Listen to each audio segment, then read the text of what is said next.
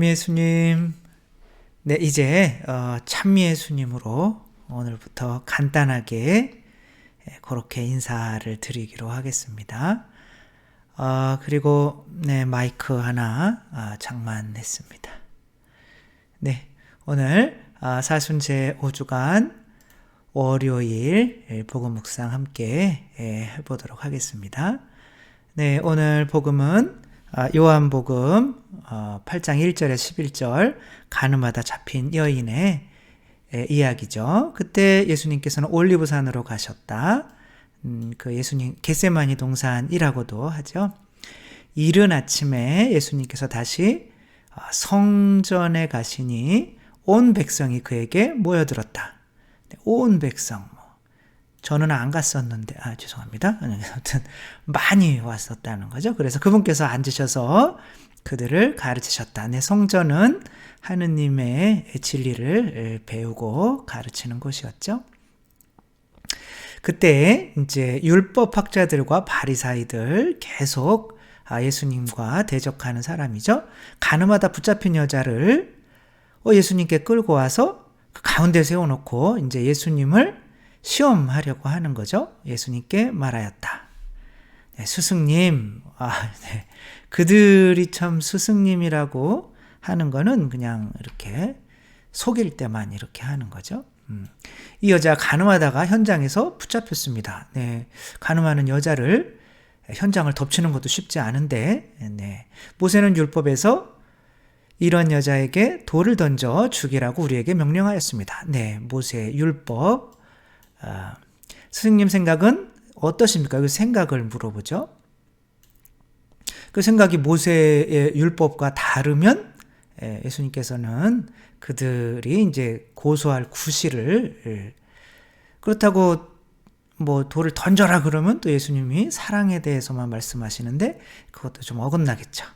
근데 그래서 예수님께서는 몸을 굽히시어 손가락으로 땅에 무언가 쓰시기 시작하십니다. 줄곧 물어대자 예수님께서 몸을 일으키셔서 이제 한마디 하시죠.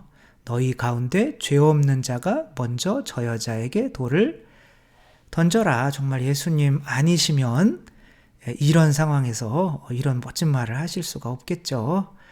그래, 뭐 율법 따라라. 그러나 죄 없으면 던져라. 너희도 똑같은 사람들 아니냐. 뭐 이런 거죠. 그래서 다시 몸을 굽히시어 땅에 무엇인가 쓰셨다.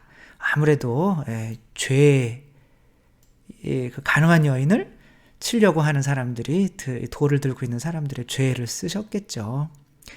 네, 그들은 이 말씀을 듣고 나이 많은 사람부터 시작하여 하나둘씩 이제 돌을 내려놓고 자기 집으로 돌아간 거죠.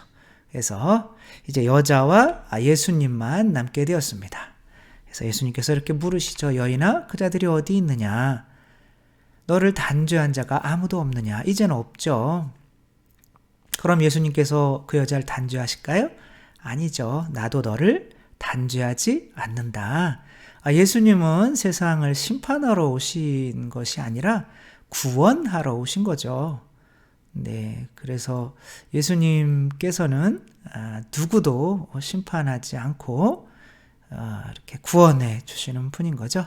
그러나 그 죄를 지은 것은 알고 있기 때문에 앞으로는 그래도 죄 짓지 않도록 노력하라는 이 말씀이 오늘의 복음이었습니다. 네, 복음 묵상 시작하겠습니다. 제가 글로 쓴 것과는 약간 차이가 오늘은 좀 있겠습니다. 이들이 가지고 와서 이 모세의 율법 가지고 당신의 생각은 어떻냐 라고 어떻게 보면 토론해 보자는 거죠. 토론은 뭐 생각이 비슷한 사람들끼리 서로 싸우는 거죠. 그래서 무슨 토론을 하면 결론이 날까요? 부부싸움을 하면 결론이 나서 당신이 옳으니 내일부터는 내가 당신이 원하는 거를 뭐 안 하겠소 이렇게 끝나지는 않잖아요. 그렇죠? 계속 싸우잖아요. 그래서 사실은 이렇게 논쟁이 있을 때는 논쟁을 할 필요가 없습니다. 서로 사이만 안 좋아지고 끝나게 되죠. 예수님은 그들과 논쟁하러 오신 것이 아니라 너는 이런 사람이고 너는 저런 사람이고를 심판해 주러 오신 거죠.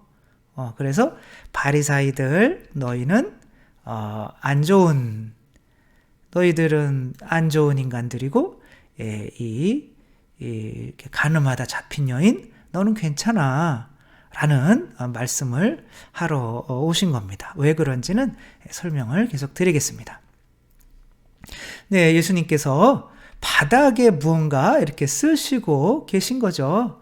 이렇게 손가락이 땅으로 이렇게 들어간다는 것은 아무래도 예수님의 십자가의 죽음, 땅의 묻힘을 의미하지 않을까 싶습니다. 그리고 다 추측이지만 여기다 쓴 것은 이 돌을 들고 있는 바리사이들이 짓고 있는 모든 죄에 대해서 쓰신 거죠.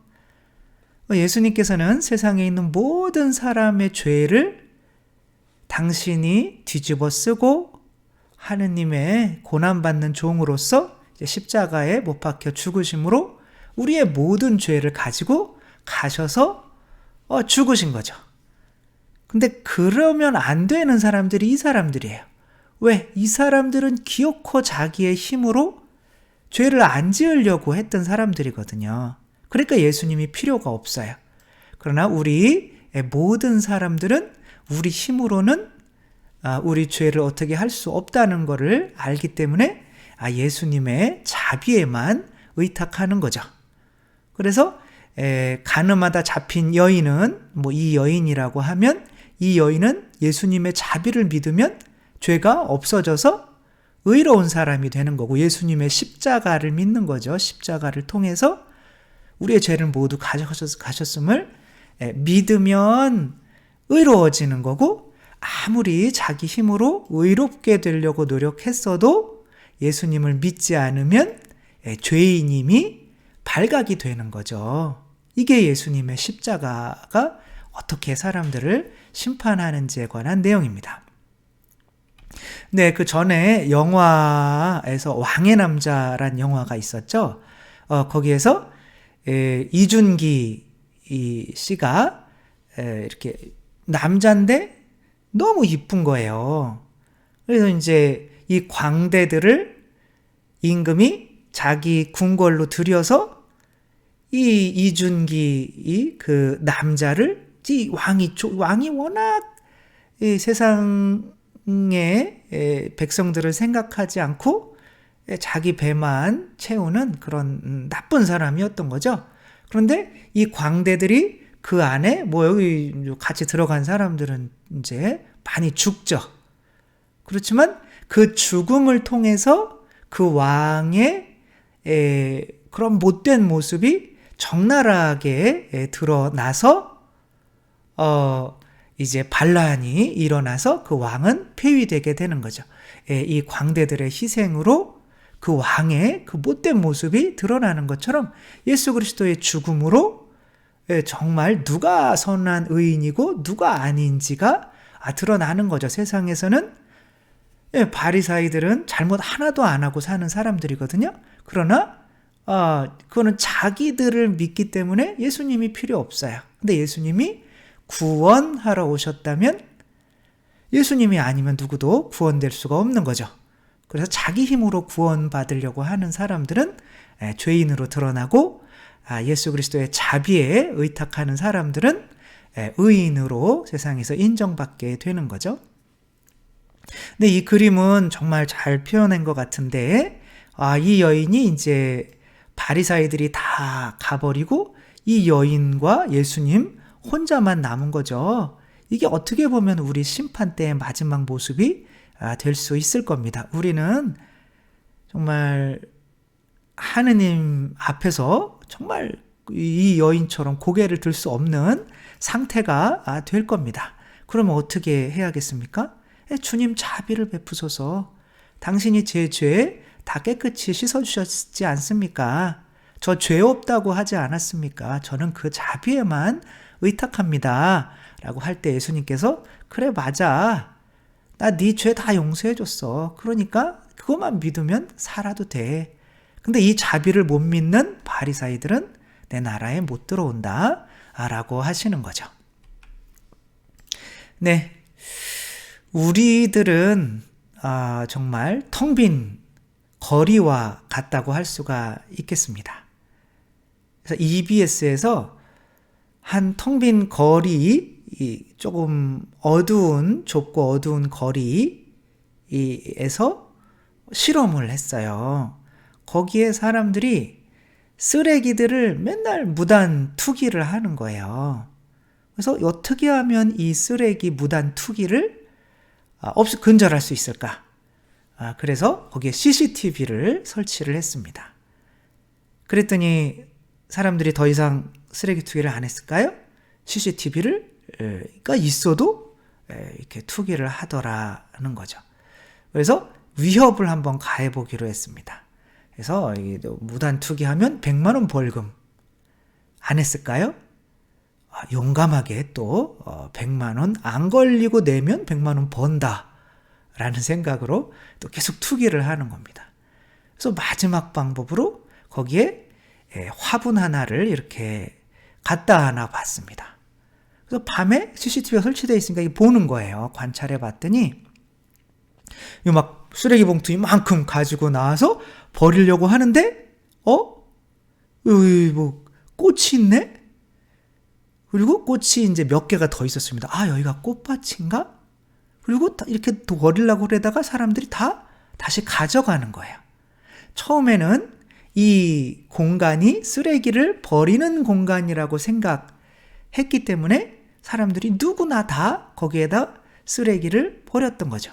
그러나 여기가 꽃밭이구나 라고 하면 누구도 거기에다가 쓰레기를 버릴 수 없는 거죠. 우리 자신들도 그러한 처지입니다. 우리는 아무것도 아니죠. 그러나 예수 그리스도께서 우리 죄를 사해 주시고 깨끗이 청소해 주시고 또 이 꽃 한 송이처럼 우리 안에 들어와 계시면 우리 자신이 나는 그냥 쓰레기 버리는 길거리가 아니라 정말 아름다운 꽃을 품은 하느님의 성전이구나 라는 내 믿음이 생기면 그때서야 다른 사람들도 나한테 함부로 못하게 되는 거죠. 깨진 유리창의 법칙이 있죠. 사람들은 이렇게 막 공장 같은 건물에 유리창이 몇 개 깨져 있으면 자기도 한번 깨려고 돈을 던집니다. 근데 하나도 유리창이 안 깨져 있으면 누구도 던지질 못하는 거죠. 사람들이 나를 무시하고 그렇게 하는 거는 내가 내 안에 꽃을 못 가지고 있기 때문에 그런 거죠. 예수님은 그 꽃 넣어주러 온 거죠. 가늠하다 잡힌 여인에게 괜찮아. 네 죄 내가 다 씻어줬어. 그리고 나만 네 안에 있으면 돼. 그럼 아무도 너한테 뭐라고 못할 거야. 라고 하는 거고 바리사 율법학자는 그게 아니라는 거죠. 그냥 깨끗이 치우고 거기에다가 돈 막 얼마 벌금 카메라 달고 그러면 자기들이 하느님께 의로워질 수 있다고 착각을 하는데 우리를 의롭게 하실 수 있는 분은 오로지 예수 그리스도이시고 예수 그리스도의 십자가 그 모든 죄를 가지고 땅에 묻히시는 그분의 그 십자가의 순한 덕분으로 우리 안에 그리스도라는 꽃을 품은 정말 그냥 뒷골목에서 꽃밭이 되는 거기 때문에 우리들도 이 가늠한 여인처럼 이렇게 쪼그려 있지 말고 나는 죄인이야 아니 예수님이 죄 다 사해 주셨어요. 대신 죽으셨어요 예수님이. 이러고 있지 말고 내 안에 예수님이 계신 나는 참 성전이고 참 꽃밭이야 라는 마음으로 이렇게 살았으면 좋겠습니다. 어제 복음처럼 우리는 누구나가 다 라자로처럼 각자의 상처에 두려움에 이렇게 무덤에 묻혀 있어요. 그리고 우리 힘으로는 나올 수 없습니다. 예수님께서 나와 라자로야 나와라 하는 것처럼 우리 각자 이름 부르면서 너 그렇게 살 존재 아니야 괜찮아 나만 있으면 돼 라고 우리를 찾아오시는 예수님 잘 맞아 들이시고 언제나 우리 가슴 안에 꽃 한 송이씩 가져서 정말 그런 자존감으로 또 살아가시는 여러분 되셨으면 좋겠습니다. 네, 감사합니다.